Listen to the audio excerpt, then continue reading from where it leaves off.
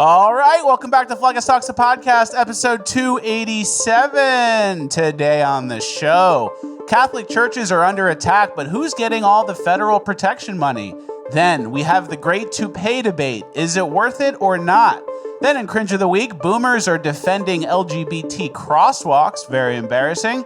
And last but not least, in Urban Decay, we find out that EBT receivers are getting a lot more than just money for food. You're not going to want to miss it. All this and more is Fleccas Talks, the podcast, episode 287, ranked the best news podcast of all time. Because words are just words until action actually starts. And actions speak louder than words. But at the same time, words speak louder than actions because sometimes it's the right thing to do. Very cool. Very cool. It's Fleccas Talks, the podcast featuring Richard Rabbit.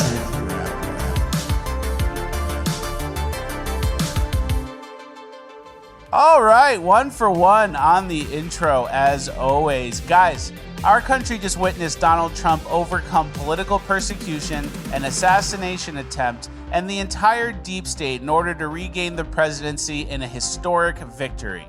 There's one secret ingredient that allowed Trump to do all of this, and that is testosterone. What most people don't realize is testosterone makes men willing and eager to take on challenges, but sadly, too many of us have lost our fight, and that's exactly how the globalists want us. They want us weak, out of shape, and full of microplastics and estrogen with low T. That's why we've decided to partner with Chalk.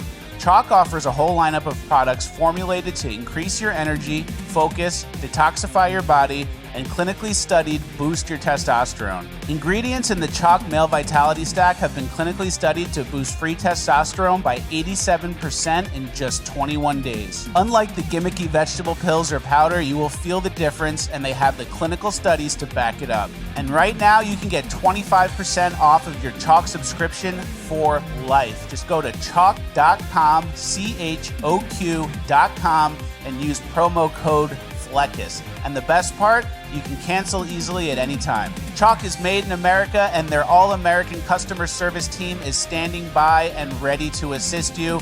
Let's make male vitality great again. Get your Chalk today. CHOQ.com is the website, promo code Fleccas, and you could also call them at 50-CHALK-3000. Everything is linked in the description. Thank you to Chalk for sponsoring. Let's get into housekeeping. All right, thank you to Chalk for sponsoring. Thank you, Chalk. Hey, football season started. I got my jersey on. Yeah, you got something going on there. You're the brother from 50 First Dates or something. I don't know what you're up to. I got it from He kept looking at Amazon. me before, going, is this okay? I'm like, it's something. I like it. I got it from Amazon, and I usually wear it without an undershirt, but I didn't want to show the nips. Yeah, disrespect the audience like that. But it's like something a gay guy in Miami would wear, Yeah. but it's also very comfortable. I know. I don't live in Miami, so I'm just doing it for comfort. Okay, there you go. Hey, we have a good show today.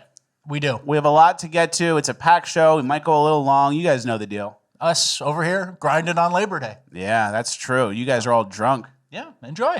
And Enjoy. then you wake up tomorrow, go to the office, have a little episode for Oh, you. man, I'm hungover. I'm going to have a greasy egg sandwich and a donut and watch the show in the bathroom. Not bad. That's not bad at all. I used to do that. Yeah.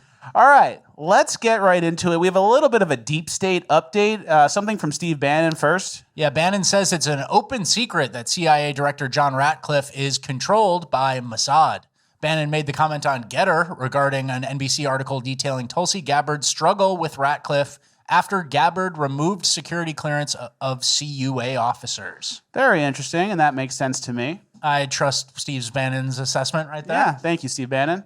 And speaking of... Not good. He was just appointed in 2025, John Ratcliffe. Yeah. So it's like we did it to ourselves. Trump did it.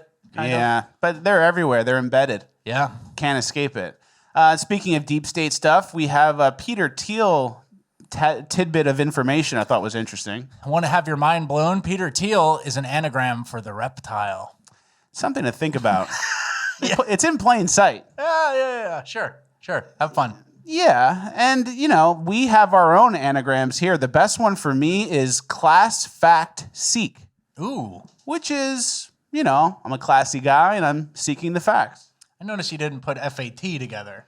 No, I didn't. FAT would be fitting more. No, You no. avoided that. I avoided FAT, and then you have some sketchier ones. Okay, Richard Ratboy. Richard Ratboy, Drab City Horror, Okay.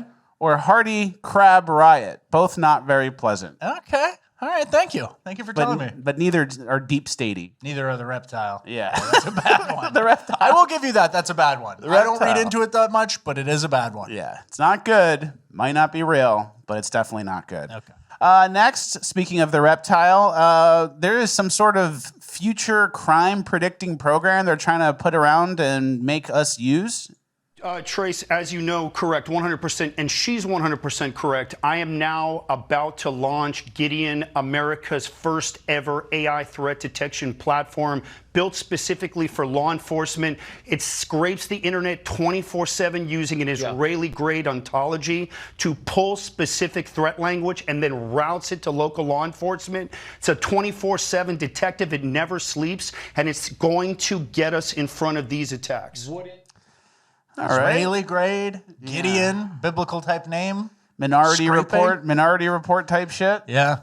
Hopefully it doesn't get turned on us, but I can't see it not. Yeah. I don't know, man. There's definitely some times where you're like, this mass shooter posted that, and that was 12 hours before. So who knows? I'm not advocating for mass scraping digital surveillance products named Gideon and Israeli shit, but there are a lot of signs these days right before they do a mass shooting. They can't help themselves. The festo, they got to get the festo up before they do it.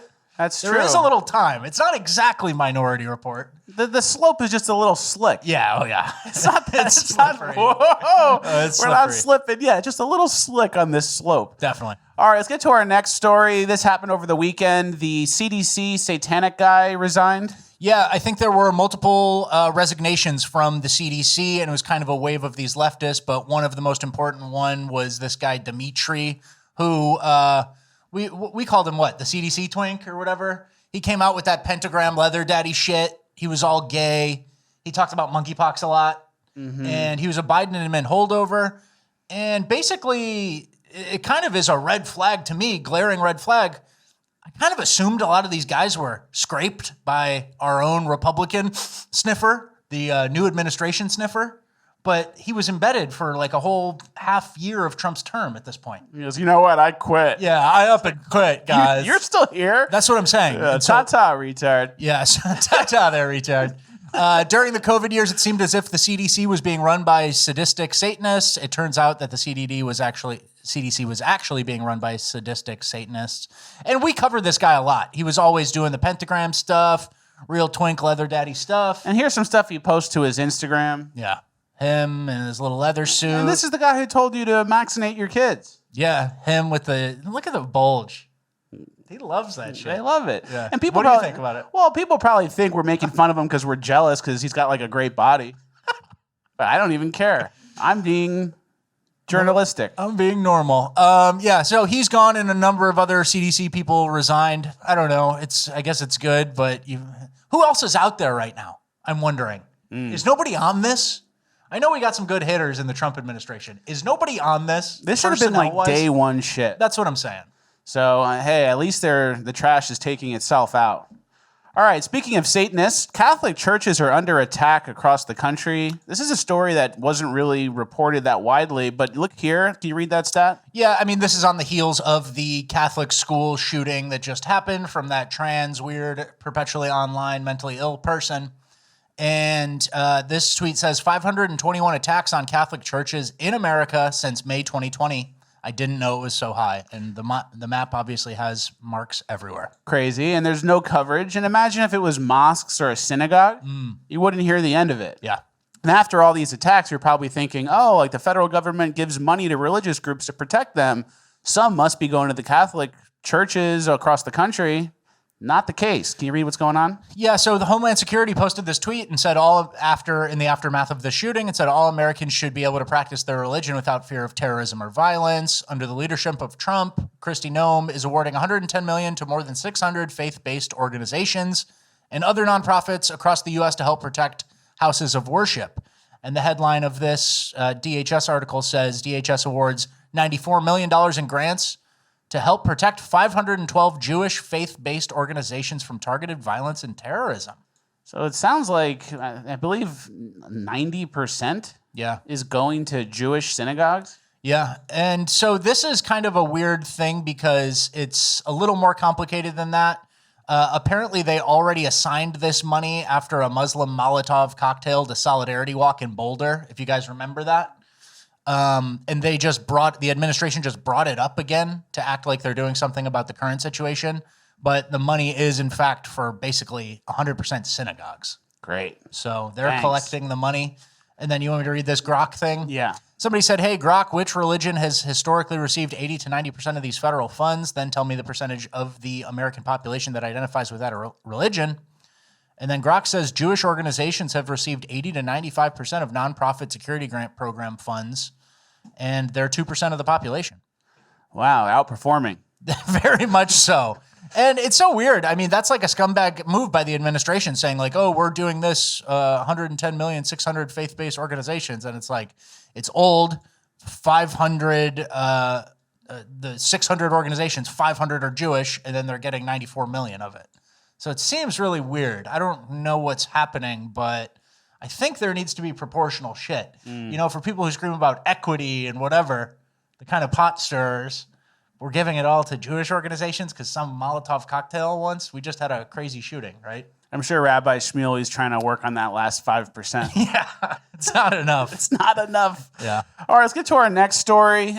We've been covering these updates. Shiloh Hendricks, they're trying to get her obviously in jail for saying the N-word. And we actually have Disorderly conduct. We have a comparison here of someone else who committed a crime, I believe the same judge. Can you read that headline? Yeah, it's basically before and after. Rochester man gets 180 days in jail for raping 2 girls under the age of 9. And his name is Mohammed Bakari Shea, and he's Somali.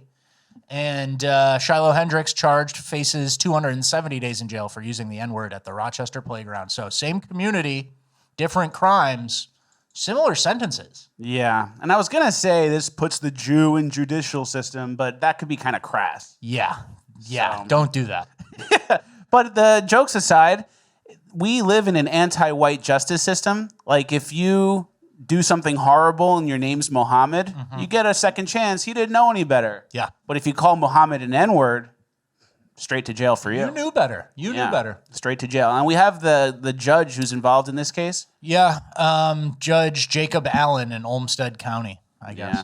So bigger picture, Minnesota, we've talked about this as well. We were saying we're shorting Minnesota and Minneapolis specifically. Yeah, we've been proven right over the last couple months for sure. But Minnesota feels like such an extremely cursed state. Shiloh criminally charged, the trans shooter we just discussed, George Floyd, Tim Waltz, infinite Somalians. Is there anything good that happens there? You catch a pike. Yeah, there are 10,000 lakes, dude. And that's the thing. I mean, we're talking every single thing. We obviously speak in hyperbole. Like there are enclaves of beautiful lake houses, awesome people. They're just kind of asleep at the wheel watching the Vikings game, you know? Yeah. And the Somalis they're on a one-track mind to get government benefits and chain migration. You're going to the lake on Labor Day weekend. And I get it. The lake's fun. Whole family goes tubing. You got the new pontoon boat. It's great. But there is a little bit of attention that needs to be directed at how the decay is happening across the country, right? Very true. All right, our next story. Beautiful state.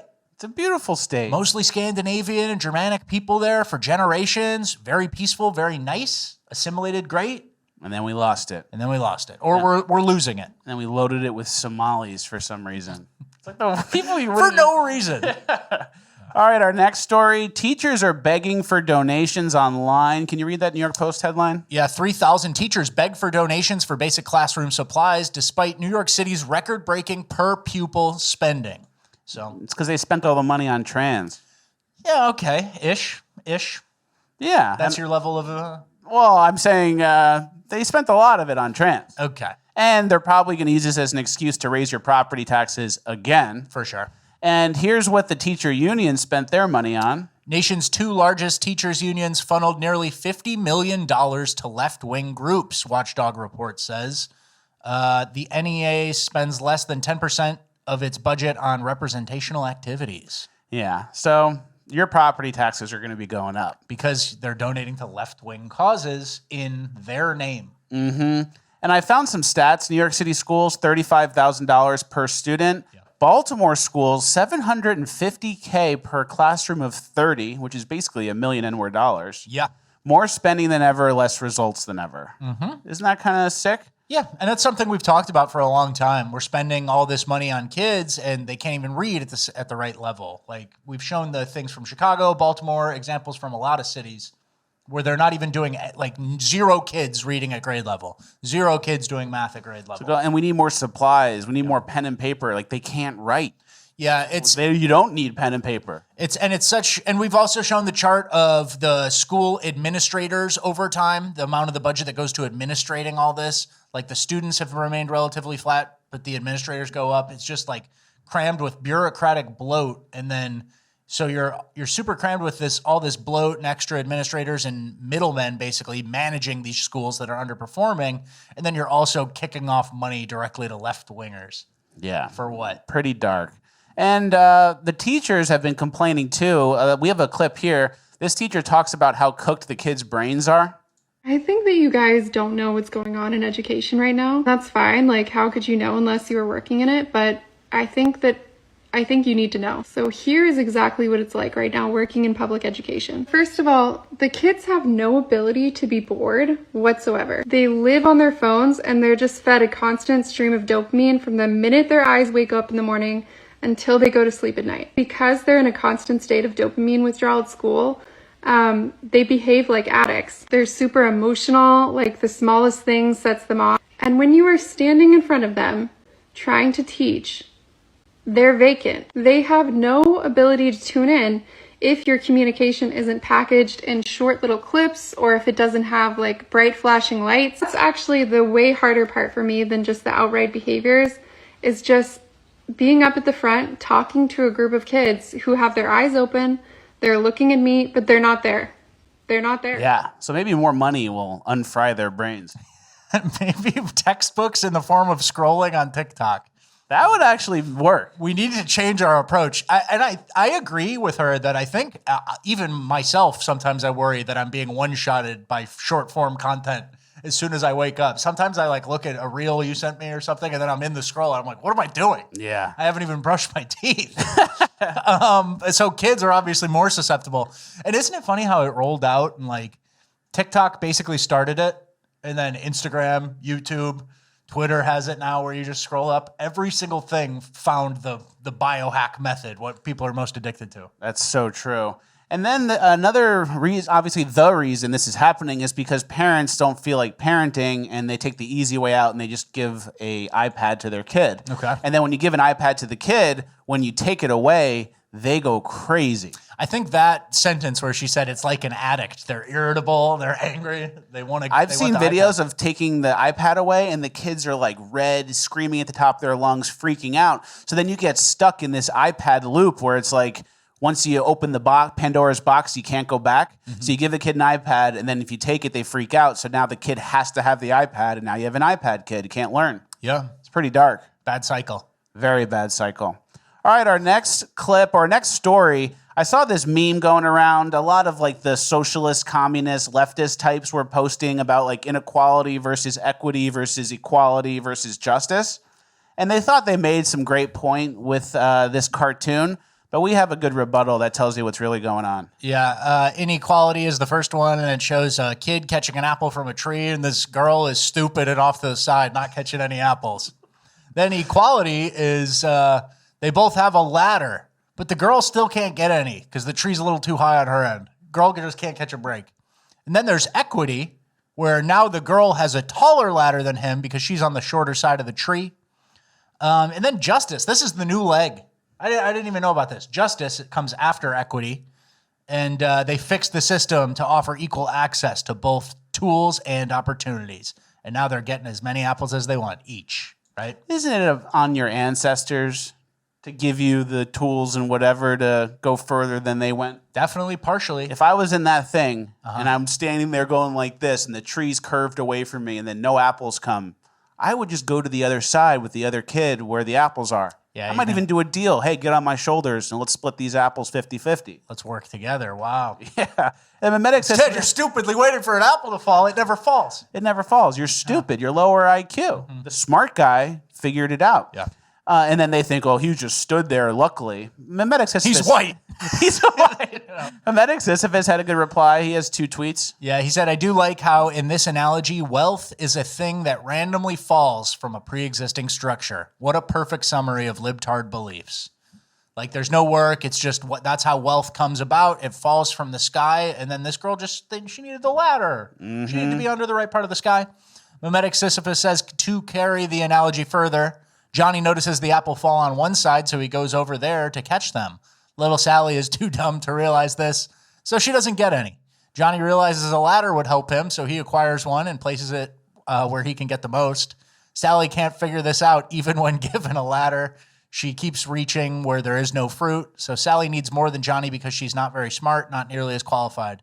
The libtard fix to ensure Sally gets as much as Johnny is to pour massive amounts of effort to tilt the tree away from its natural shape and give Sally a leg up on Johnny with a bigger ladder. Immense effort to compensate for Sally being retarded. Turns out this is a great metaphor. Yeah, exactly. So they posted it thinking they got us, and they actually got themselves. Yeah.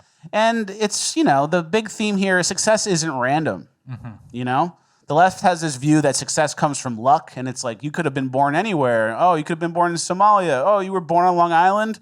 That's so much better. You got lucky instead of realizing that you're a product of like thousands of years of ancestors that came before you that got you to where you are. Yeah, I couldn't have been born in Somalia because that wouldn't be me. That would be some Somali. Yeah. It wouldn't be me. I wouldn't exist. And there's that whole school of thought where everyone's like a blank slate and everyone's the same. And I could have been a guy in India in the slums of Mumbai. No, I couldn't have because it's exist or not. It's not like, you could be there. That's not how it works. Exactly. And Patrick Bet-David made an interesting point on a recent podcast he did where he said if you took every dollar on earth and evenly distributed it, it would go back into the same hands in like 5 years. Yeah, I totally agree. agree. That's what's going on. Hellcats would have a pretty good run. There would be. Menthols and Hellcats would have a crab legs. Crabs might go extinct. Yeah, they definitely would. So but that's why they want to tax everything away as well. Yeah. Because they feel like, you just got lucky because you invented the iPhone. I would have invented the iPhone if I was born in Palo Alto. Yeah. All right, next we have some Cracker Barrel updates. We're going to play this at like 1.5 speed. If you think what's happening in the front of house of Cracker Barrel is bad, you should know that what's happening behind the scenes in the back is even worse. I worked at Cracker Barrel for 8 years as a cook, and it's slowly gone downhill with a rapid acceleration in the past year. Let's start with biscuits. You can see here, they're frozen now. What they used to do is I used to make these pans of biscuits every day for like an hour. That's how long they would last because we went through them. And they would be hot and fresh straight out of the oven for the guests. And now they freeze them for days ahead of time. So what you could be getting is days old, and they just put them in a warmer for about 40 minutes, and that's what you're getting. And that's why they look like this now instead of those nice big, thick, fluffy biscuits with butter smeared on top. No, you're getting frozen nothing. And the same with dumplings. They'll produce like 7-8 pans of dumplings at a time and freeze them instead of having nice, fresh dumplings cooked for you. It's disgusting. Look at that. Next, meatloaf. It's microwave now, too. Originally, when I first started working there, I would make multiple for the day, and then you would get a nice, fresh, hot piece of meatloaf. And now they cook 8 to 12 to 15 a day, and then bag them up like this for you and microwave it. Just a nice microplastic piece of meat. Not good. Yeah. Used to be grandma's cooking with a weird trinket shop, and now it's Goy Slop USA.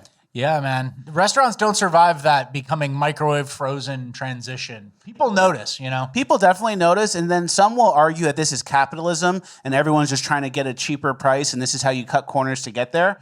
But I don't fully agree with that because what the people want is capitalism.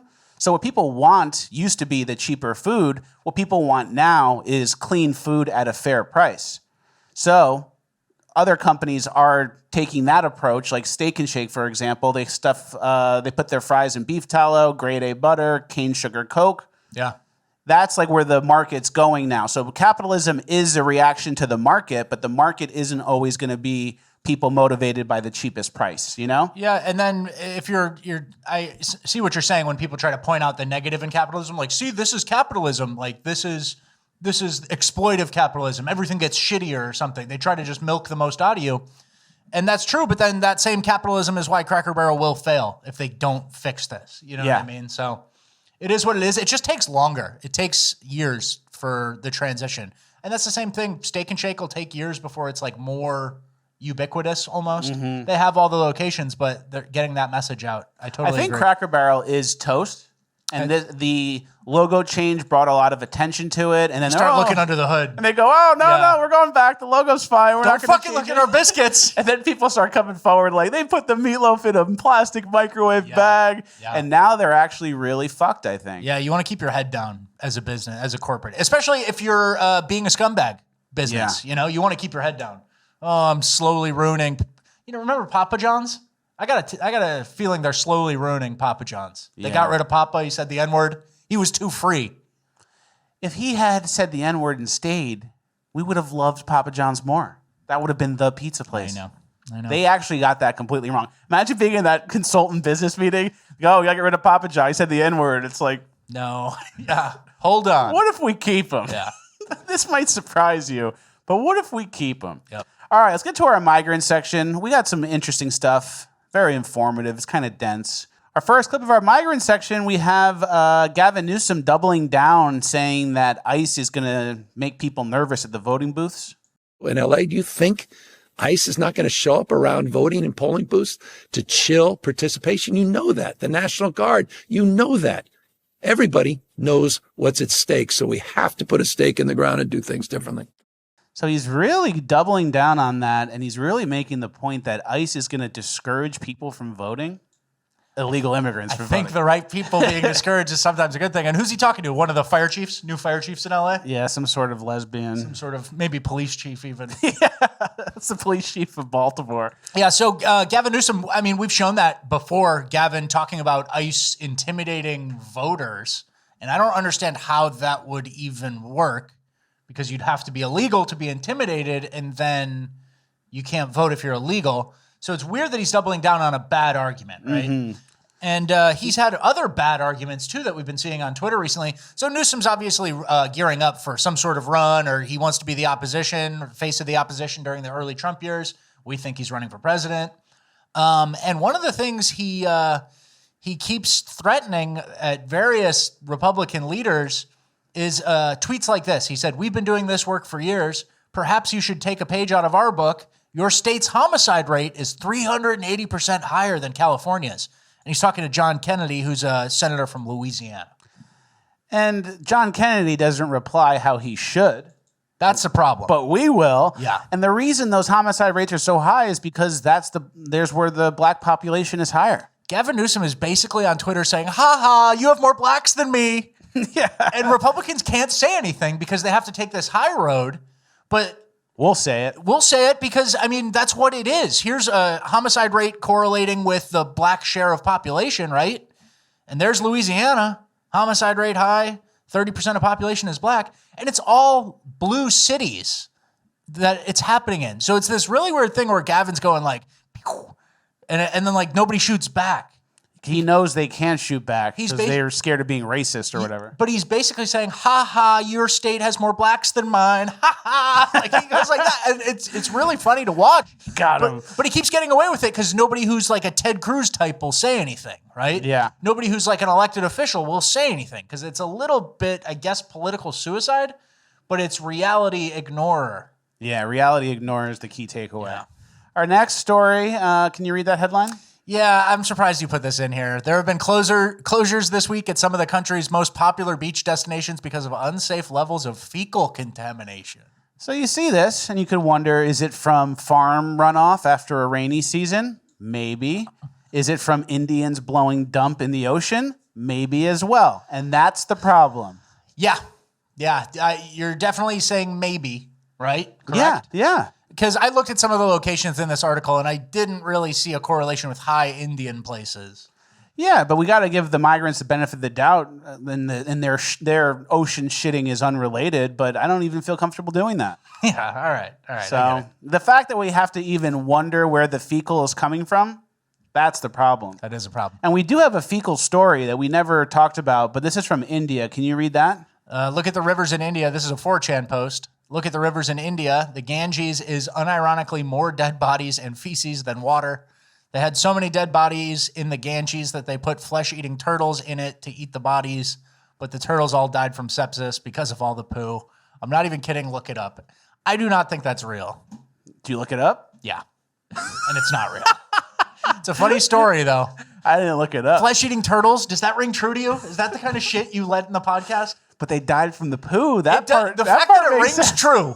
The fact that it rings true is damning. But flesh-eating turtles should be an alarm bell going off in your head. That's a good point. There's no such But thing. I just got overwhelmed by flesh-eating turtles. You ever heard of that? But the flesh-eating turtles died from sepsis from all the Indian poo in the water, and I'm like, Indian poo in the water. So I guess flesh-eating turtles that he's back in to believe it. All right, man. All right, we have some truck updates. A bunch more crashes. We have a crash, an 18-wheeler crashed. Well, this is the update. Oh, that's the update, yeah. 3 victims of Florida's 18-wheeler U-turn crash ID'd as Haitian immigrants. So we didn't know that originally. They were kind of hush-hush on the identities.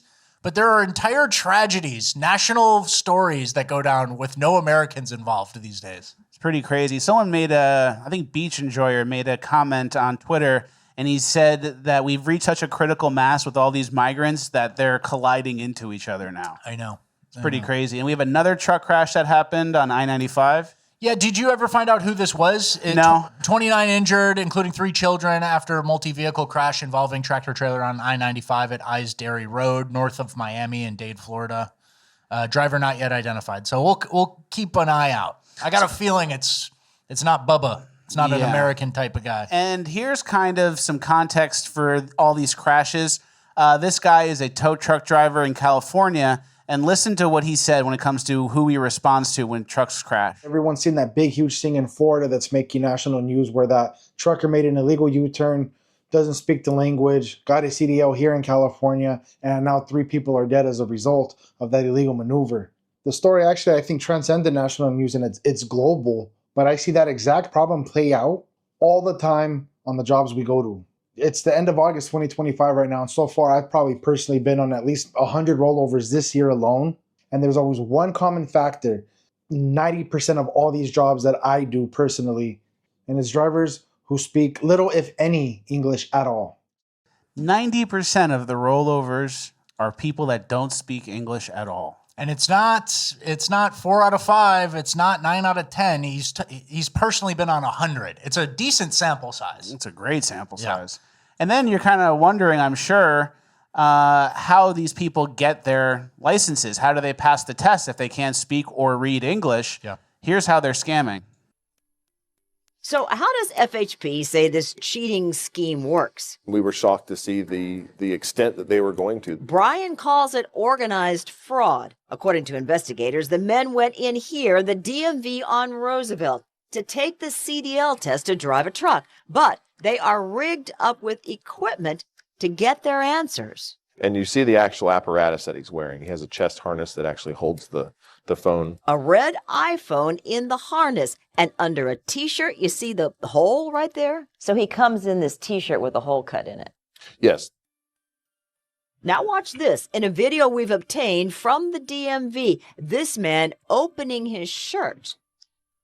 Brian says it's kind of like FaceTime. The men sit in front of a computer and wiggle around. Their body language is abnormal. Until somebody outside in a parking lot can read the test questions on the screen in English and then tell them through this earpiece in their language. Employees at the DMV got suspicious. Most people don't start to disrobe when they take a DL test. They're unbuttoning their shirts. They are, indeed. So the 5 men arrested so far, that's just the tip of the iceberg?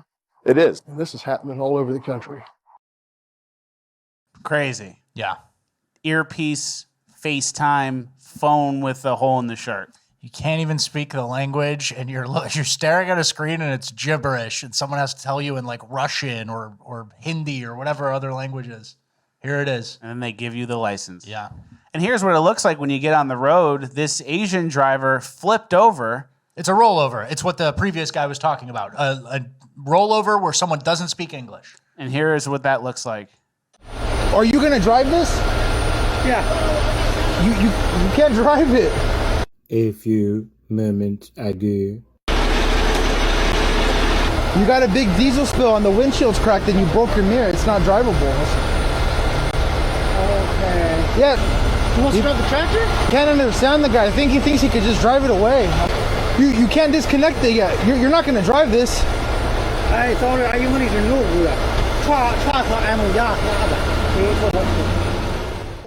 So he flips the truck over, they get it back to normal, and he thinks he's just going to drive it away like it's some shitty country he's from. Yeah, and that's a big part of it too, is some of the examples that we haven't shown. We have to throw out a lot of videos when we're doing these truck sections just because of the length of the show. A big, huge part of it is people are unable to inspect their own truck and recognize what's wrong, right? And so this one's obvious after a rollover. He's got a broken windshield, diesel spilled out, like gas spilled where it shouldn't be. But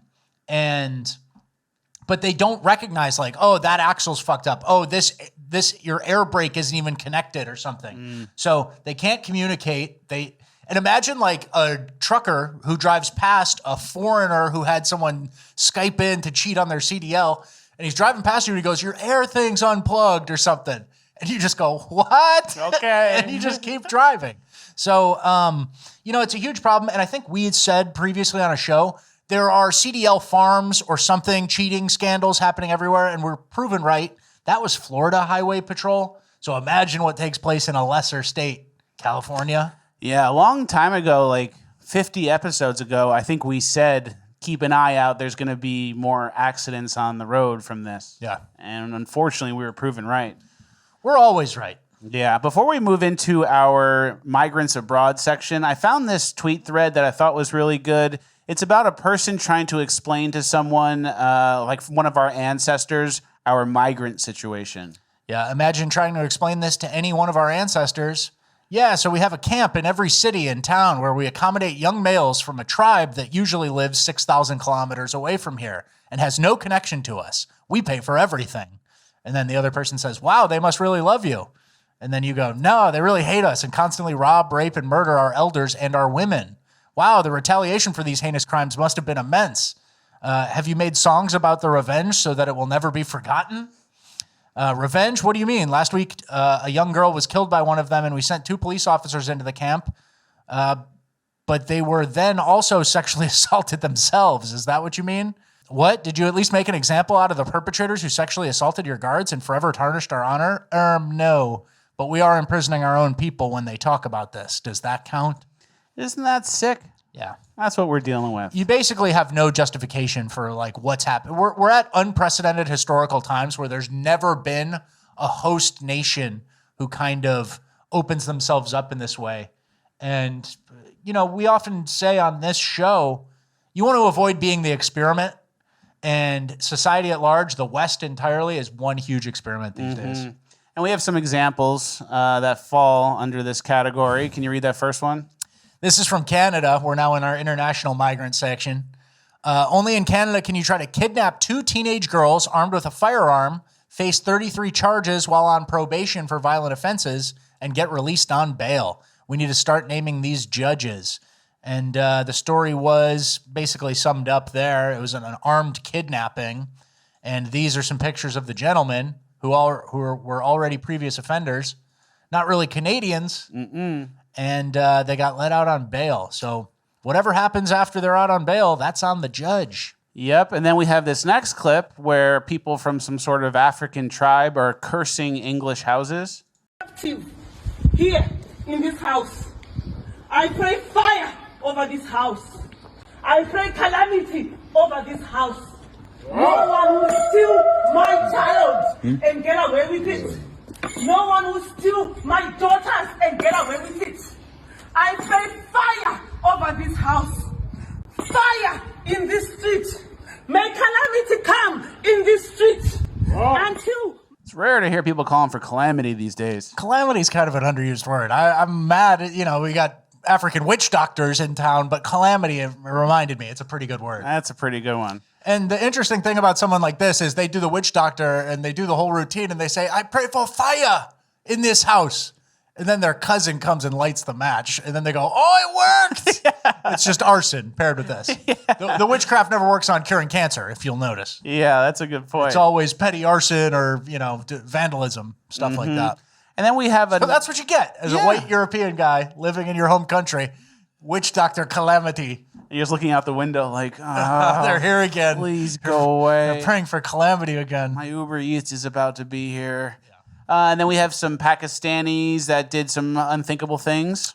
The Pakistani Mia brothers raped 2 7-year-old boys in a mosque. They drugged and prostituted 30 underage schoolgirls. They cut off the toes of 2 girls who tried to escape. The court found a total of 62 crimes. This happened in Leeds, UK. Illegal immigration continues to destroy the UK. They look inbred. They look very inbred, and they are. Yeah. Pakistanis are highly inbred. Yeah. And here's what school looks like in the UK. This is a middle school or elementary school in the UK.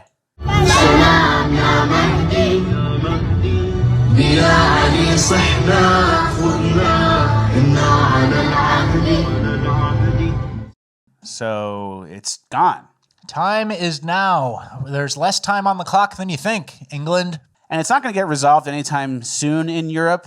This story is from Germany, but in their upcoming election, both parties commit to speaking only positively about migration. So everybody just agreed, and then except for the AfD, which is the right-wing party in Germany, but they all just agree like, hey, this whole election is going to be about other things. Anything but if you did make the election about migration, you'd win in a landslide. Yeah. The elephant in the room, we're not going to discuss him. We're just going to talk about the smaller stuff. Mm-hmm. But there is some good news. This next clip is from Germany. We have some people in the streets chanting, "Send them home."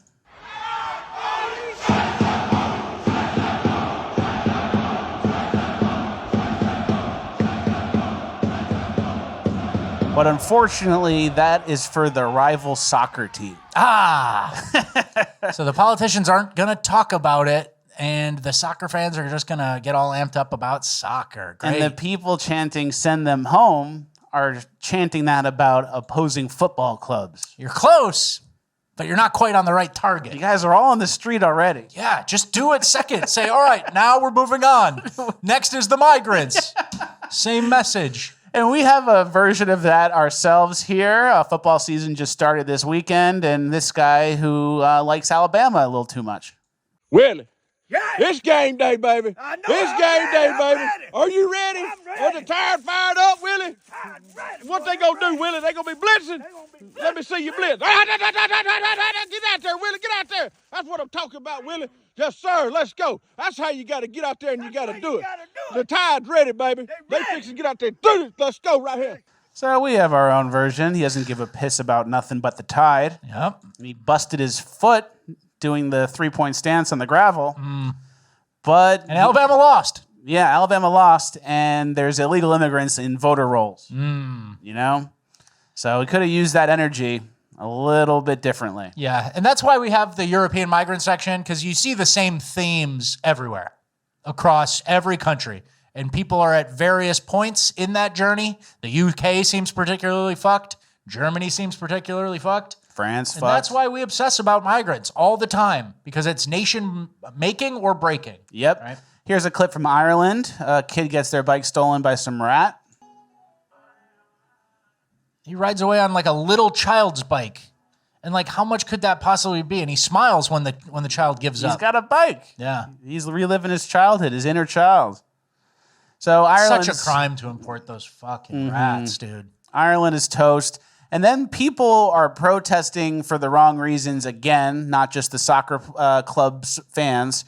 This was graffiti done in Barcelona. Can you read what it says? It says, "Your Airbnb was my home," with a little anarchy thing in Barcelona. And it's interesting because Drew Pavlo says this. He says, "Safe leftist xenophobia directed against wealthy tourists rather than illegal migrants." So the Airbnb is what they're complaining about, was my home. And it's like your whole country's taken over by Somalis. Africans are arriving via ship on your beaches and just sprinting in wherever they can. And it's interesting that like there is some okay xenophobia. It's just all at wealthier white people who are looking to have a vacation instead of people who are getting on the permanent welfare class in your country who can't even speak and have 70 IQs.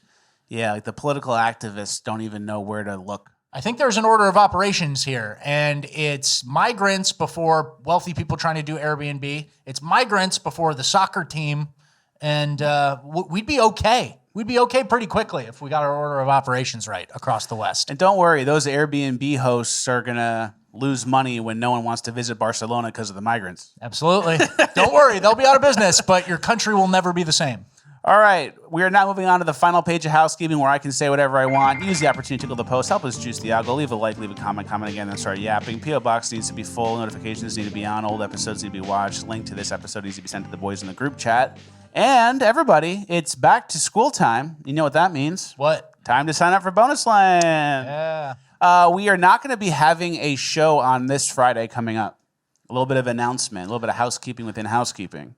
But there is going to be a Bonus Land. So if you guys are going to miss us on Friday, it's a perfect opportunity to sign up for Bonus Land. Yep. FleccasTalks.com is the website. Please go there now. All right.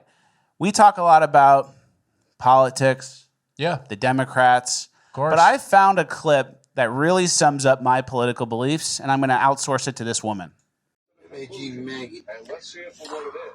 All the Democrats belong in jail, including Joe Biden, Kamala Harris, Barack Obama, and whatever, Michelle Obama, and Chuck Schumer and Nancy Pelosi.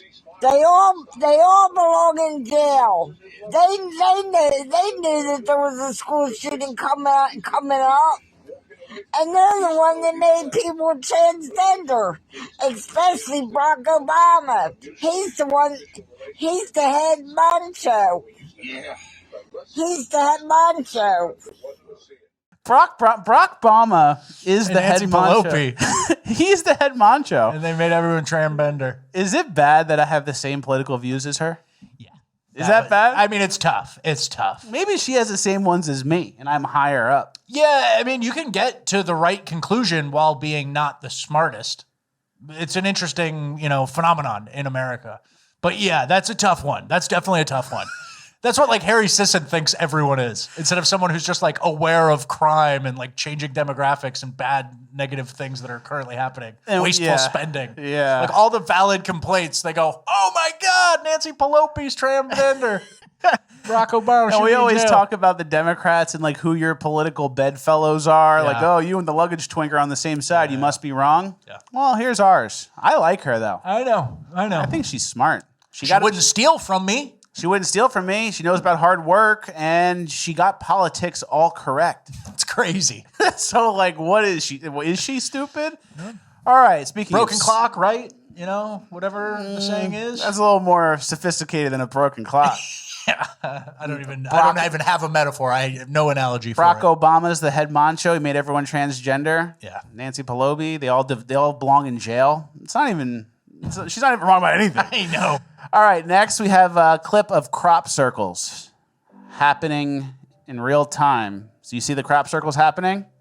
And you see the orb in the right? Yeah. I see some AI slop coming across my screen. It might be AI, but it is a video. Yeah, definitely. Definitely a video. And I knew he was going to say this is AI. Mm-hmm. So now I found a video from 1996, which is before AI was available to the public. And look at this one. Here I'm standing at Oliver's Castle at precisely the same spot as John Whaley was standing in August 1996, when he supposedly, for the first time in history, managed to film the creation of a crop circle.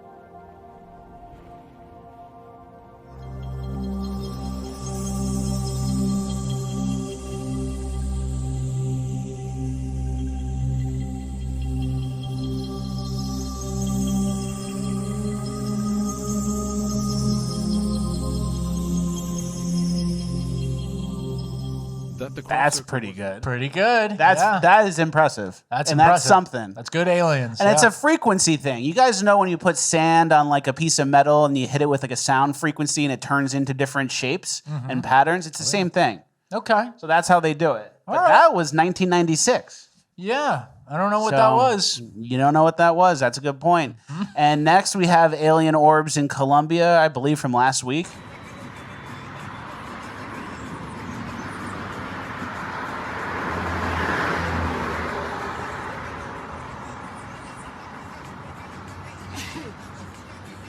There they go.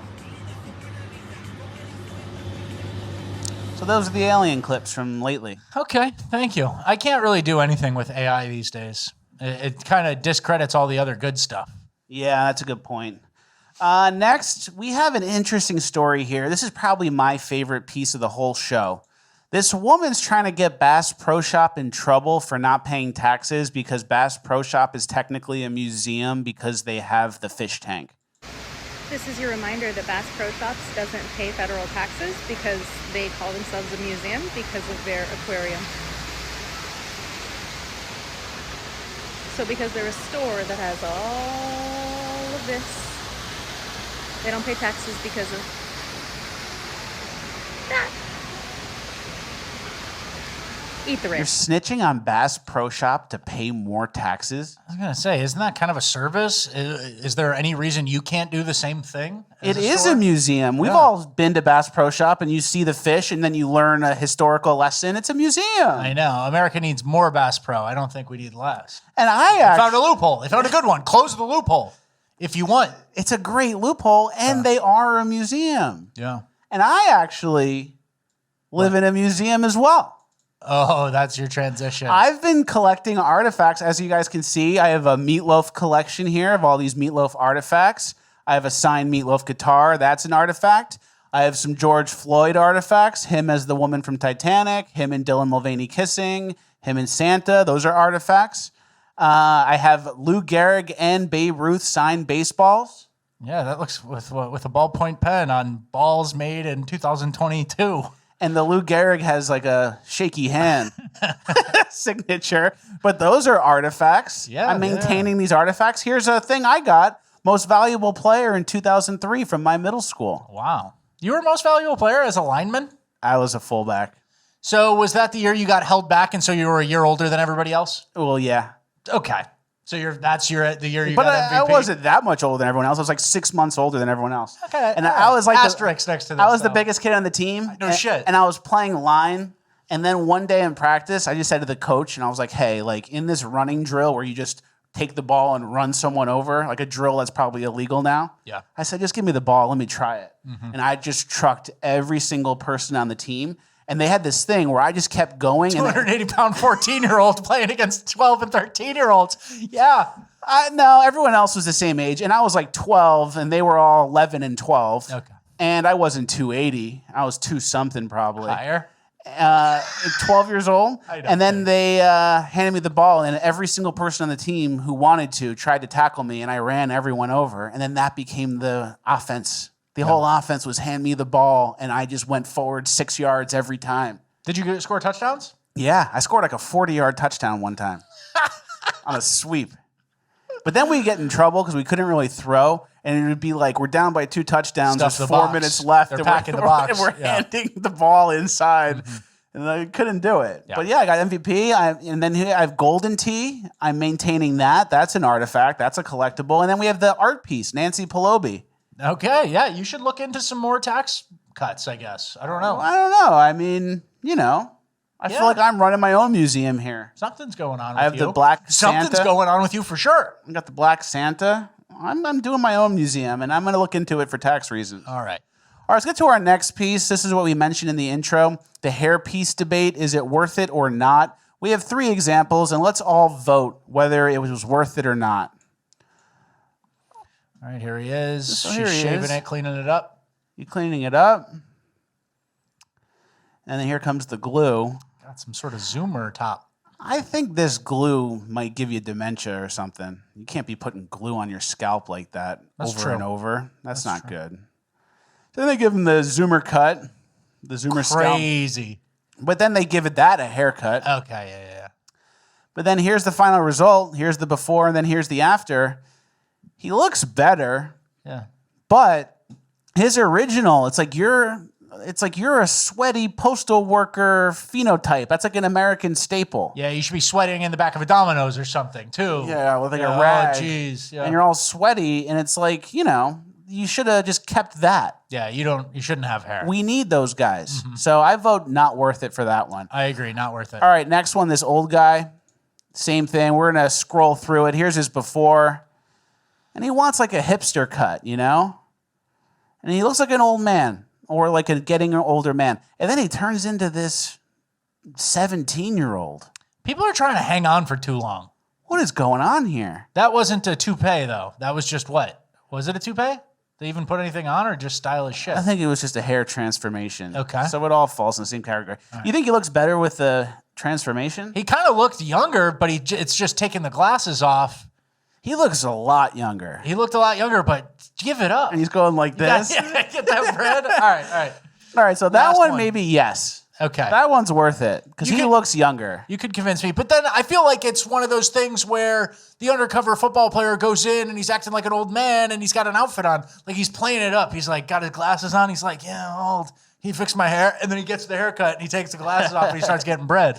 All right, that's a good point. So I don't know. So I vote yes for that one. All right, here's our final one. This old man. He's an old man and you're an old man. And that's what an old man looks like. Yeah. You're good. Mm-hmm.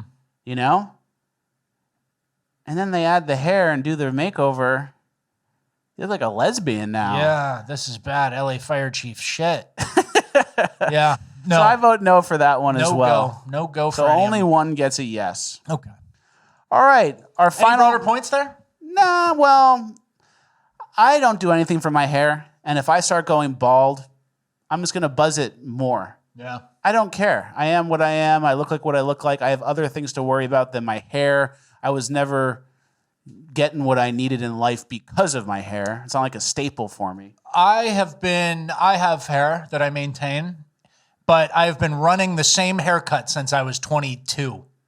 So I'm just going to run that off into the sunset forever until it goes away. I'm a run it into the ground guy. Me too. So, if my hair starts looking great, great. If it starts falling out, it's gone.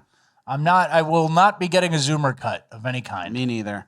All right, this is the final clip of the final page of Housekeeping. This I just thought was, inspirational. It's a good piece of advice. Overcome procrastination. It's not the thief of time, it's the thief of life. And the way that you overcome procrastination is by using affirmations. And the most powerful affirmation of all is do it now. Do it now. W. Clement Stone built $1 billion fortune by rehearsing and then getting everybody in his company to say 50 times every morning, do it now, do it now, do it now, do it now, do it now. Drive that, impress that into your mind. When I first learned this simple technique, I used to find myself procrastinating just like we all do.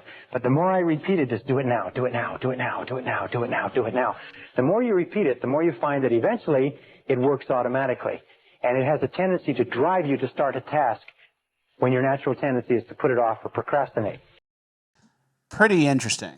Yeah. And I, the other day, was kind of just like at night, it was like 6 o'clock at night, and I was kind of just hanging out, like watching a show or something, and I had some stuff to do, and I was like, whatever. And then I tried it, and I just kept saying, do it now, do it now. I sound like someone from Urban Decay. Do it now, do it now. Do it now. I ain't going to tell you again. And then I just started doing stuff. I watered my plants, I worked out, I went in the sauna, I cleaned my car, I replaced a light bulb in my other car. I started doing it now. Okay. And then I did one thing, and then I did 10 things, all because I started to do it now. And when I was in high school, I used to argue with my mom about this because she would always say, do it now. And I go, what does it matter if I throw out the trash now or later or clean up my room now or later? And she would just say, do it now, do it now. And when her and I would argue about it, and now I look back and she was right. Yeah, of course she was. Of course she was. And that was a good lesson to teach a kid because any kid can give you a reason why it's not that important to pick up my clothes off the floor right now. I go, yeah, I guess it's not. But if you do it now, you get that instilled, and then do it now, perpetuates and goes parabolic. Okay. So that's a good little tip. So if you guys are procrastinating, do it now. Do it now. Do it now. Do it now. Do it now. All right. Well, that's the end of Housekeeping. We're now moving on to Cringe of the Week. All right, our first clip of Cringe of the Week. This guy is dressing as some sort of woman doll freak.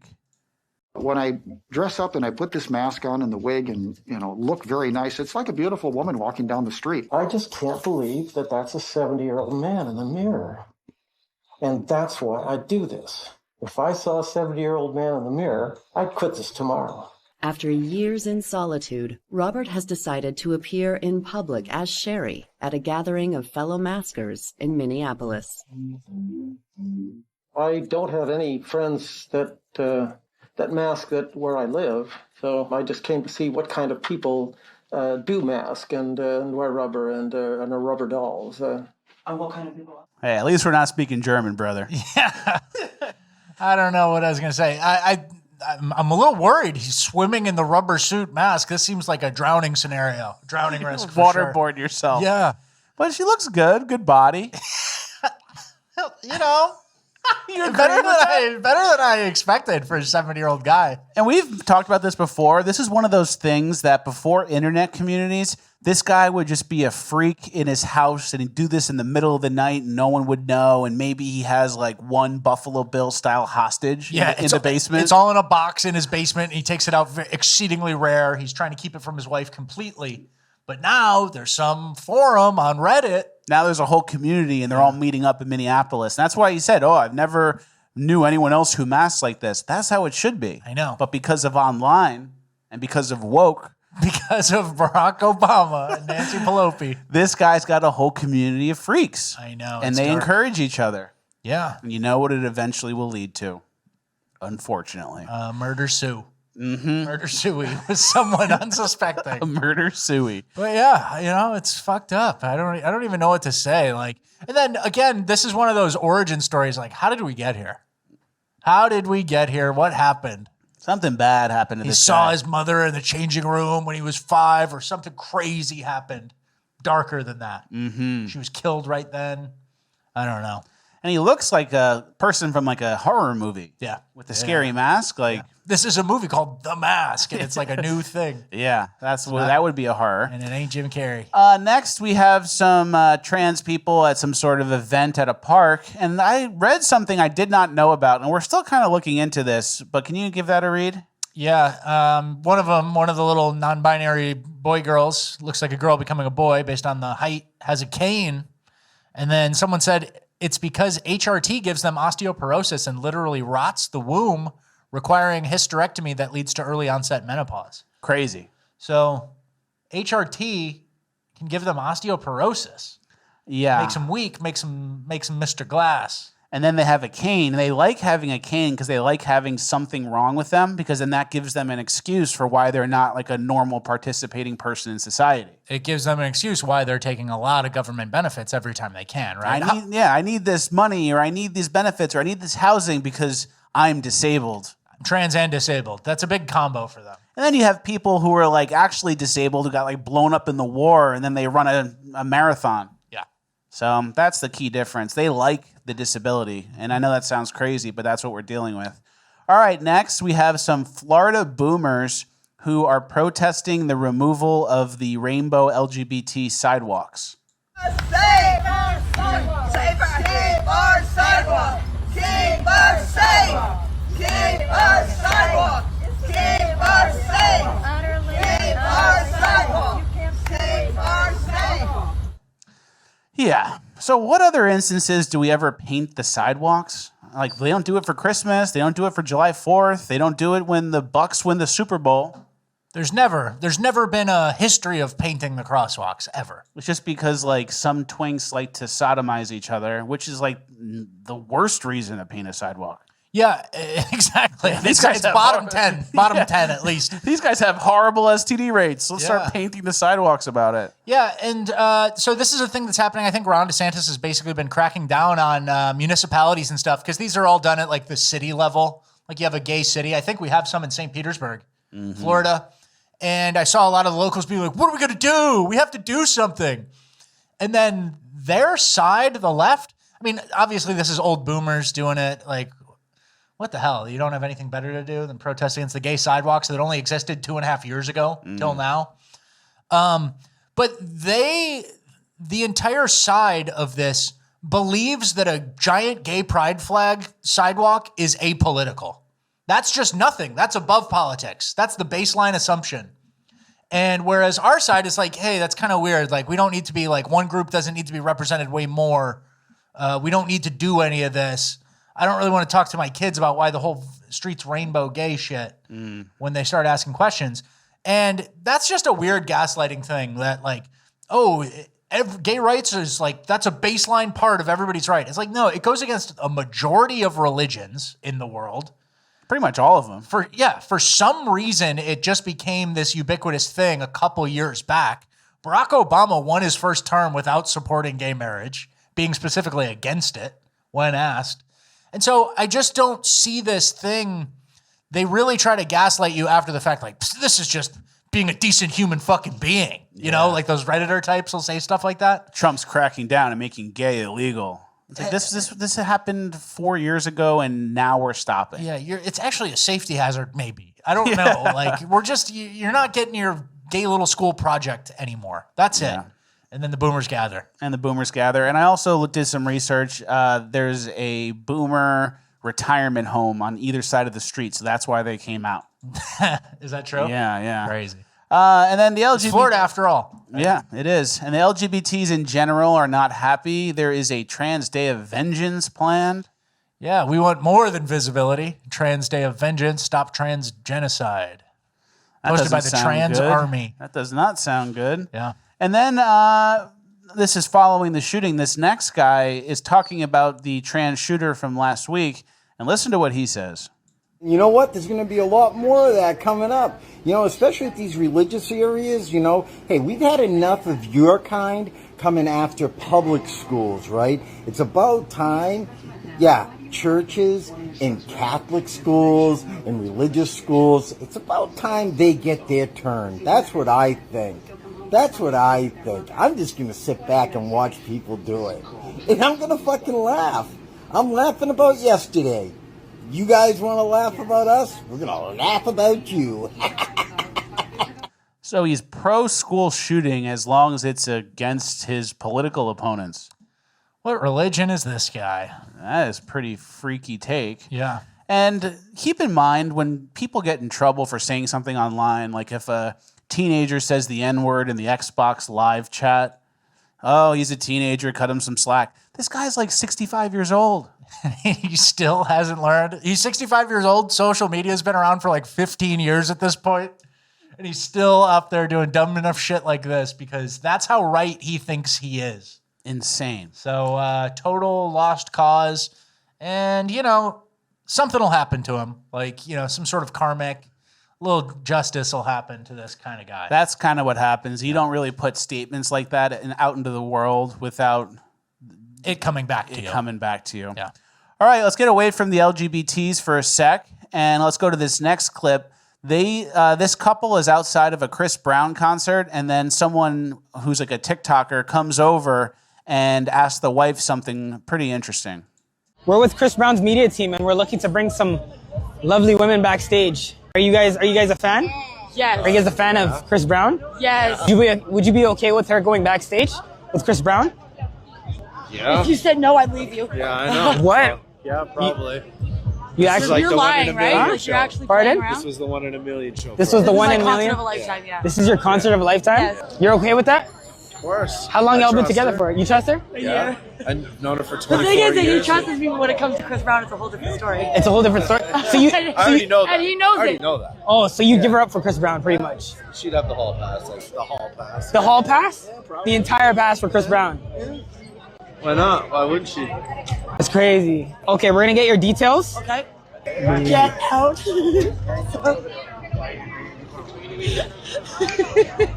Just kidding. Chris Brown isn't interested, but your marriage is a joke. Yeah.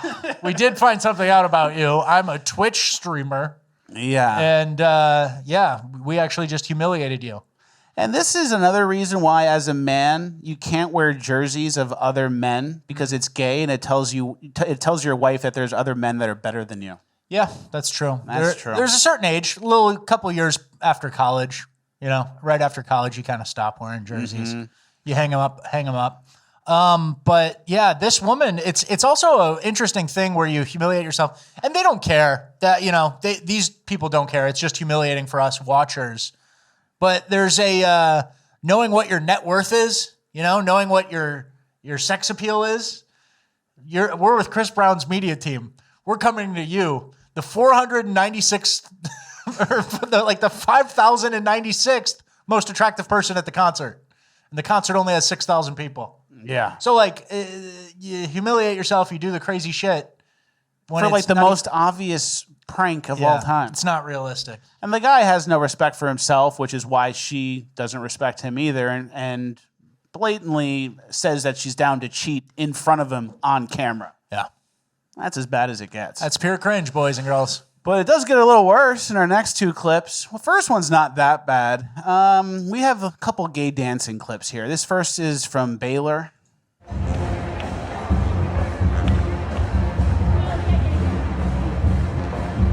What am I looking at here? I don't know who this group is. Stewards or something? Whatever they call it? Like, little workers? Yeah. So I'm hoping this is fraternity hazing. Yeah, I hope they're being bullied. I hope they're being hazed. That would be too. the best case scenario. Or maybe they're special needs. That would be fine. Yeah, that would be nice great. job, fellas. That would bail them out completely. But other than that, I don't know what's going on there and why you need people on the field doing that. And maybe I'm wrong and it's some sort of special needs group, and I apologize. I'll send you guys some shirts. Good for you guys. This next one, this is where it gets really interesting. These are some gay black twinks letting it all out in the field.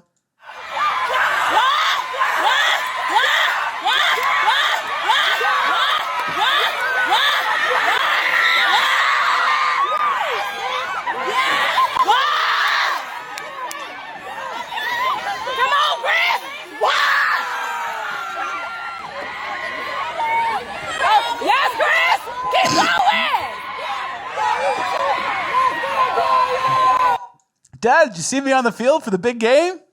Just kidding, there is no dad. Yeah, I was going to say. And that wasn't even coordinated. They weren't doing anything together. It was just like, everybody go out there and flop around as best you can. They spazzing. Yeah, it's spaz out time. And they're all flopping, doing the splits and shit. Crazy. I mean, and then one guy's good at flips, but you're so gay that I hate you. Yeah. You know, like this guy does like 6 backflips in a row at the beginning, maybe more. It's impressive. It's very impressive, but I hate you. Yeah. Because all your buddies are doing the gayest shit you could think of. They doing the splits on it. So there's a weird thing happening with football now. It's up for grabs. The band and football used to have this symbiotic relationship. You know, band kids were kind of the nerds, but they were tied to the same event. Mm-hmm. And it was all surrounding the football players who are tough guys who are going to go beat the other team. Yeah. And now they're letting gay black men flip and spin and do the splits and torque and shit. I don't know what happened, guys. I don't know what happened. It's like football is now an equal opportunity venue for everyone to go spaz and do your thing. Everyone gets their time. Everyone gets their little moment. It's pretty crazy. Yeah. All right, well, that's the end of Cringe of the Week. We're now moving on to Urban Decay. All right, our first clip of Urban Decay is Mayor Brandon Johnson of Chicago. He signed an order that says that the police are not going to cooperate with the feds or National Guard in Chicago. I'm signing an executive order today that will launch the Protecting Chicago initiative. This is a project that builds on the months of preparation that we have done that has led up to this very moment. This order affirms that the Chicago Police Department will not collaborate with military personnel on police patrols or civil immigration enforcement. We will not have our police officers, who are working hard every single day to drive down crime, deputized to do traffic stops and checkpoints for the president. So to protect Chicago, they're not going to cooperate with the feds or National Guard who are there trying to stop crime. He's got a black sign language interpreter and a guy who's wearing a shirt that says "No one is illegal" right next to him. So, and then we have some stats. At least 35 people shot, 5 fatally in shootings across Chicago so far this Labor Day weekend, and that was as of Sunday. That doesn't include the Monday. Where everyone's off. End of summer bonanza for shootings. Get your last shootings in before summer stops. So that's like a ironic 1-2 right there. We're not going to cooperate with Trump trying to stop crime as crime is so bad. And he signed an order and it's called Protecting Chicago Order or whatever. Yeah, the words don't matter. The words don't matter anymore. It could be the Kill All Chicagoans bill. And it'll be like, finally, they do some real safety. It's gotten so backwards. So feds are still going to go in. The funny part is all these cities, the biggest cities in America, they all have huge federal buildings already. Like there's even a federal jail in downtown Chicago. I used to have a view of it from an apartment that I lived in Chicago. But these feds all have like strong footholds in all the cities that are resisting the federal influence now. And it's like, yeah, we got it right downtown, you know? So the National Guard comes out and it amplifies the amount of stuff that federal agents can do, right? Mm-hmm. So we don't really need the cooperation. And we've shown you the blueprint. Washington, D.C. was a unique example because Metropolitan Police Department actually can roll up to Trump if he wants it to, because it is the nation's capital. But we'll see. I want to see how it works out in Chicago. Because it would be great if they just worked it out. They got the National Guard there. They got the feds there. And then there's like no murders for a week or whatever. And then everyone who was using Brandon Johnson as their leader or like relying on him as their leader before that will go, that other plan kind of works a little better. And you know what's interesting? You know how after COVID, there was all this pent-up demand, they call it. Pent-up demand to travel, to go to Disney World, to go on vacation. It was like people who had been inside for a long time, and they go, I want to go out. Airbnbs blew up, you know, random vacation spots kind of blew up. There was all this pent-up demand. And I think when you have police occupying like a bad part of the city, I think a lot of it, like, and maybe there will be some, but like murder doesn't really become pent-up demand, you know? Because a lot of it's impulsive, and I'm angry at this minute. And you don't hype yourself up to kill someone again after the federal presence goes away. You know what I mean? So if you stop certain murders at a certain time, you really stopped a murder. That's a good point. Unless it's a true gang beef, this guy snitched and I have to do it for my gang.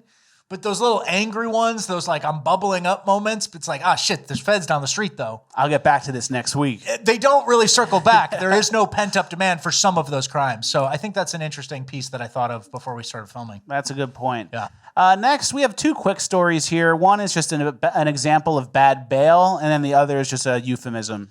Yeah, Brandon Levy, who killed a cop in St. Louis, let out of jail on a $5,000 bond. And here's his mugshot.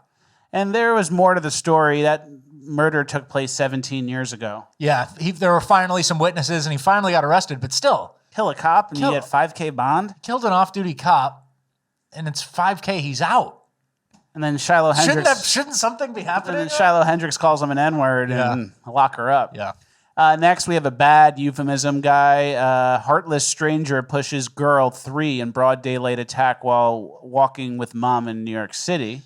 It's a 3-year-old. Three-year-old. You beat up a 3-year-old. You went and pushed a 3-year-old. Heartless stranger. You can't just say black repeat offender. Yeah, which we all know it is. We all know it is. I don't even know the history. I guarantee he's got a rap sheet. Yeah. All right. When the maniac blindsided the little girl. Yeah. It's just some black guy. Who should have been in jail 20 felonies ago. Yeah. All right. Our next clip is a fight at Walmart. Things get off the chain. Walmart. Here we go. This is Walmart.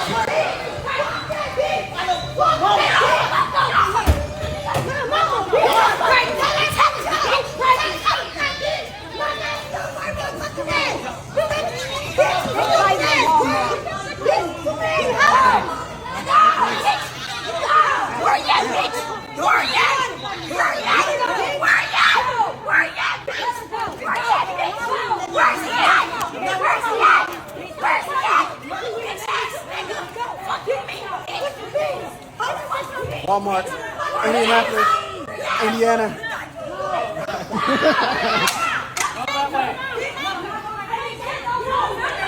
There's a letter between M and O. Yeah. And I thought it was really interesting. There's like a baby on the one lady's hip, and she actually hands her the baby off to someone else. And I was thinking like, oh, maybe you're taking the high road and like protecting the child. But then the lady with the baby starts throwing stuff into the fight. Yeah, the baby doesn't actually keep people out. Yeah. That's the interesting part. And this is just an average fight brawl in Walmart against an employee. So why is this an Urban Decay? I kind of thought about this, and this woman's in an all-out brawl where they can't even break it up. And, you know, people get banned from stores for life, you know? You're banned for life. You're banned for a year or whatever. And the black community is always complaining about food deserts and things like that, or there's no grocery stores around me. And this is probably in the bad area of Indianapolis, the hood area. And like you're risking getting banned from the one place where you can get everything on EBT from. Yeah, if you get banned from the Walmart that takes your EBT, that might be devastating. Now you're traveling 10 miles. I know, and you don't have a car, you ain't got nothing. So I don't know. That's kind of what I was thinking about in that. Like that's pretty good. You don't want to upset the Walmart. Also, Walmart, it's basically its own town. A lot of Walmarts have like a cop there stationed because they get so many calls. Yeah, that's pretty good. So you're risking it in front of the cop. You're risking the arrest and the ban from the one store where you get all your shit. What could have happened? What could the worker at Walmart have said or done? I think there was beef that she brought into the store. Yeah. I think there was some previous hood rat beef that she brought in. Because some of the things she was yelling, where is he? Where is he? Some shit like that. Maybe might have been over on Man. Mm-hmm. But either way, you brought it to work. He's not at the Walmart. Mm-hmm. Where is he? He's got to be here somewhere. Yeah. You're here. You guys are all hanging out. Yeah. Yeah, I'm at work. All right, our next story, a Georgia State player snatches an Ole Miss player's chain in the pregame. A little drama pregame. Ole Miss was entering its locker room, and Tyler Scott, defensive back for Georgia State, decided to snatch somebody's chain. And not only that, but he decided to do it for Xavier Harris. Law enforcement got involved. Del McGee, their head coach, was not at all happy to see the chain in his hand, decides to toss it into the stands. Even if his teammates are like, dude, what are we doing here? We haven't seen Tyler Scott in the game, the Auburn transfer. Snatch a chain, also known as grand larceny. Yeah, these urban individuals, they come up with a name for something, and then they think it makes it something else. Like, oh, I wasn't stealing, I just snatched his chain. It's like, that was $1,500. That's stealing. That's a felony. Yeah. Oh, I wasn't doing check fraud. I was doing the Chase money glitch. That's check fraud. So they come up with a new name and then they think it's like all good. And apparently this guy stole his towel or something. There was an escalation, so it's not like totally out of the blue. But then sitting there in the game and you can't even... He transferred from Auburn, so I assume he was a good player. Auburn to Georgia State is a step down. Doesn't get to play because he's fucking around pregame. Some of these people are just doomed. And then it makes you wonder, well, why do you leave Auburn? Probably because he had low impulse control, borderline retards. He can run fast. Yeah, fighting in the locker room type shit. Yeah, but the big theme is they rebrand something and then they think it's a new thing that isn't a crime. Police are going to get involved. Yeah. So just because you call it something else doesn't mean it's not against the law. They launder it through verbiage. I don't know. Chase money glitch. Just the Chase money glitch. Is that illegal? Sir, you owe me $40,000. Yeah. I know you think that was a glitch, but what you did was heinously illegal. All right, our next clip is more stealing. This woman goes around her neighborhood and just steals everyone's flowers. Is this what it's come to? People are stealing each other's plants. This is in Ajax, Ontario. And no, this woman didn't just steal this person's plants. They literally walked around all of the neighborhood to steal all of the planters. Like, there's no shame? Like, I don't understand this. This is not even a necessity. Is she a botanist? This is not, yeah, she's doing experiments. She's going to try to mix red and green flowers, make purple. How else is she supposed to get nice flow arrangements? Spend her own money? Yeah. That's pretty good. Yeah, and then, you know, this is one of the things. He says this isn't even necessary or whatever, the guy commenting at the end. It's like, yeah, they like to steal. Some of them just like to steal. That's a good point. They're long-term criminals and they just like it.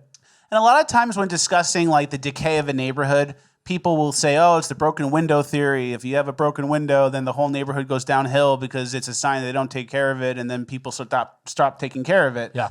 This is like the one N-word theory. Yeah. Or if you're in a neighborhood and there's one N-word around, it's like some bad shit's probably going to happen. Yeah. You can't have nice things. You could argue that for sure. I wouldn't say that too loud and on public transportation or something. But the whole point is, yeah, like it's... You could have one house decaying in a neighborhood, right? And it's like, that's fuck. He's bringing the property value down. He leaves that broken down pickup truck out parked on his lawn. Shit. But actively ruining the other houses is like a next level insane. Like you're taking the decoration off other houses. Yeah. So it's not just like, that's the eyesore of the neighborhood. If a new person came in and got in and redeveloped that, that'd be great. But it's like actively taking everyone else down. Yeah. If you're trying to improve your house a little by little. Oh, I put a gnome in front of the house. I just got a gnome. The bird bath. My bouquet of flowers in the bird bath. Everything's going great for me. It just puts It's a like- ceiling on it's what now you can do. It's now in a thief hoarder's backyard. Congratulations. Yeah, and it don't even look nice. All right, our last two clips of Urban Decay. We mentioned this in the intro, the EBT extra benefits. I did not realize they were getting all this extra stuff. Did you know that if you have EBT that you can get high-speed Wi-Fi from Xfinity for $15 a month?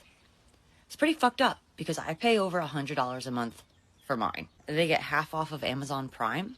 Why? Because having your things delivered to you within 2 days is essential.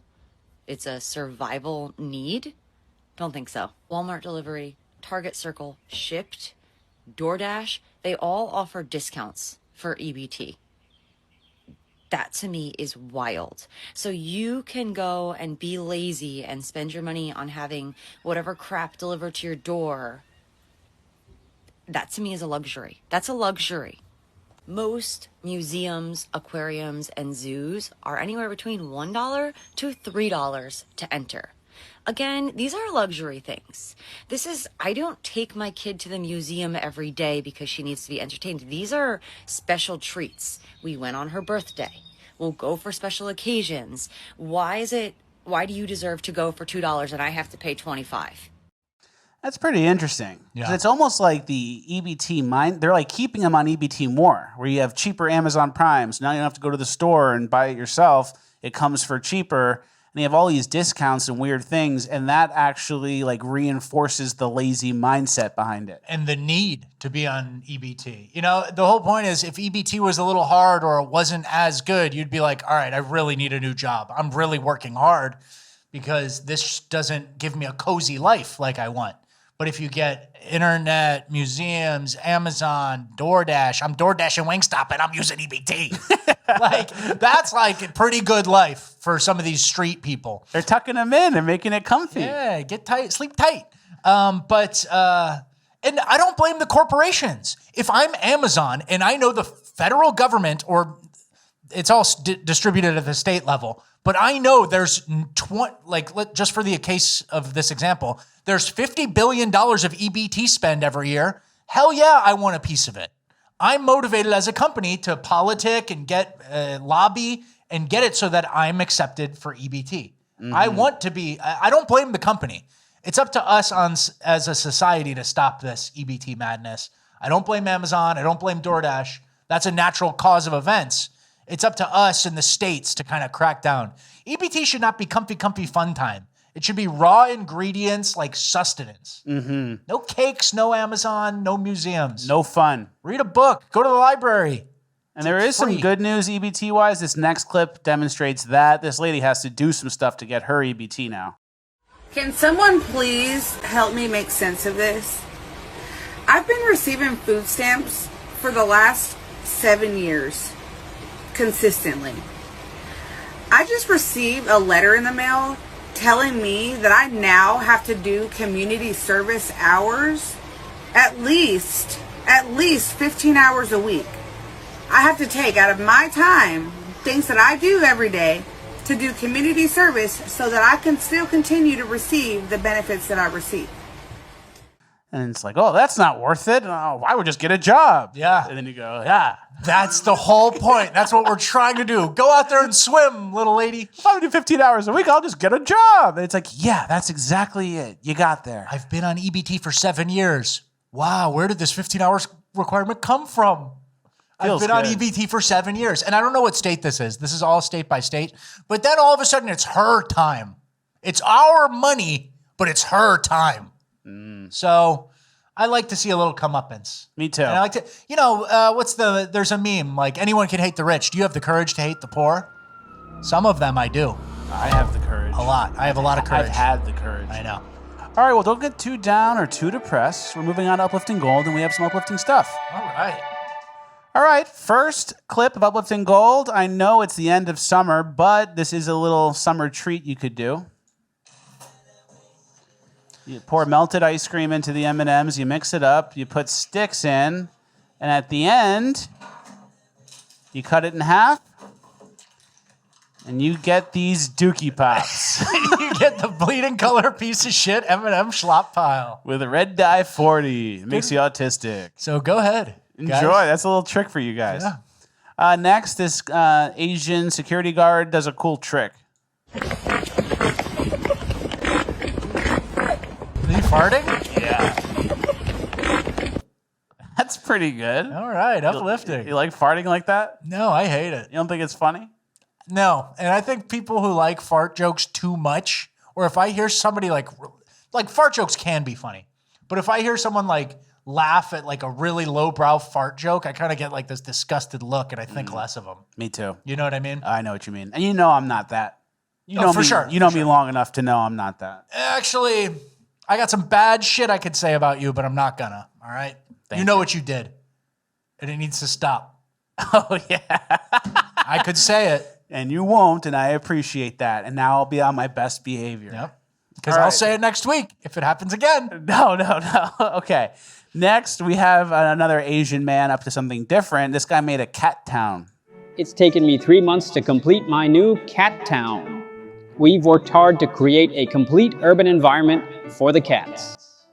Wait, me Danglaus is McDonald's over there? Yeah. Me Danglaus? You didn't know that? No, it's pretty good. So they can see the human world built on their scale. This is like AI English, right? Probably. Yeah. Subway video, it went viral in China and around the world. Despite showing the details of how it was built, a lot of comments still thought it was made by AI. In the future, I'll definitely show you more of the construction process so people can see that we are not faking it. That's cool. I like how the internet, there's the dark side of the internet where the kids are retarded and they have no attention span and books need to be in TikTok form now. But then the other part of the internet is like, this guy has a YouTube channel and then that allows him to build the cat town, Yeah. So there's a guy who destroys cars and then the YouTube channel allows him to destroy more. Everyone has their little, it's a force multiplier, if you will. It's like it's a perpetual YouTube machine. Mm-hmm. But once you get people liking it, then you do more, and then you do more, and people like it, and then you do more. Absolutely. Cat Town? Yeah, what about it? It's okay. Yeah, whatever. I wouldn't do it. They don't even know. Yeah, they don't know. It's for the people. It's for the people. It's for YouTube views. And also to go back, I know it's like so early in the episode to go back to it. If they put world history in TikTok reel form, it's not good. We don't want to be at the point where that's what we're doing. But that might be what we have to do. And if we did it, I think it would work. It's better than nothing. It's better than nothing. It's like create a curriculum that's like 60-second videos. Mm-hmm. Something there. I don't like it, but there's something there. All right, next, this woman has an elk friend.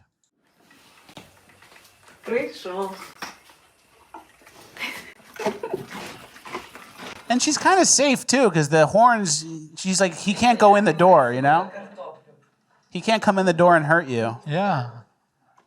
He knows his own limitations. If she went, wah, he would never come back. No. It takes one dog or something to scare the thing, and he never comes back. He likes potatoes. He likes it. I think there is an animal that comes. Let's fast forward. Yeah, cat. Cat there. And he's okay with it. Yeah. That's pretty good. Yeah. You're friends with the elk like that. Yeah. I had a friend in LA who had a deer, and he would feed them apples. And then the deer had a baby, and then he would feed them apples. And then the baby had a baby, and then the mom died, and then the baby had a baby, whatever. And he had like 4 generations across like 3 years. That's nice. Where they were feeding him apples. Of course, that's great. That's kind of cool. Then they get the zombie thing, and all of a sudden it's not cool. You gotta stop touching them. Yep. All right, our next clip, we'll scrim through it, but it's a kid on the monorail at an amusement park. And he's like in a precarious situation. And then eventually some guy goes up there and saves him. Yeah. This is like a Pixar movie thing. This is like this is Mr. Magoo level shit. You're on the monorail, yeah. This type of thing doesn't happen every Where's day. the bathroom? Yeah. That's good. And they saved him. Yeah, good for them. That's nice. All right, our last clip of the whole show, our Pure Americana clip of the week. We got some kids attaching the trailer to the truck.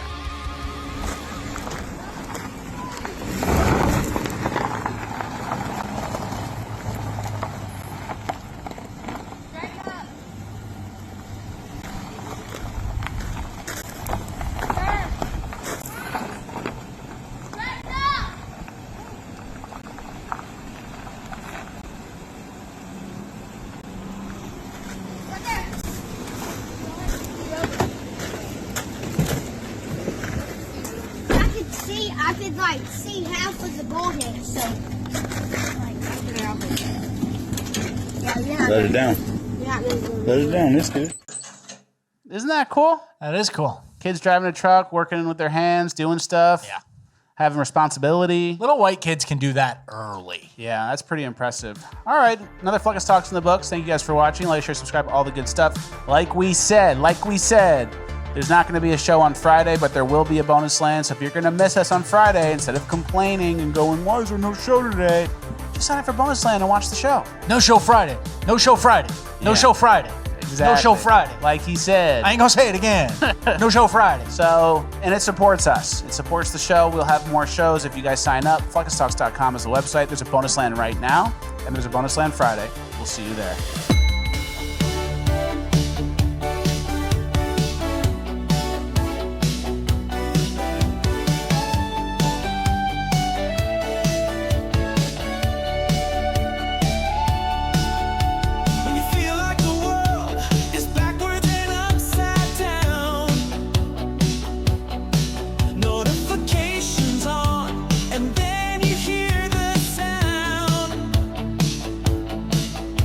We're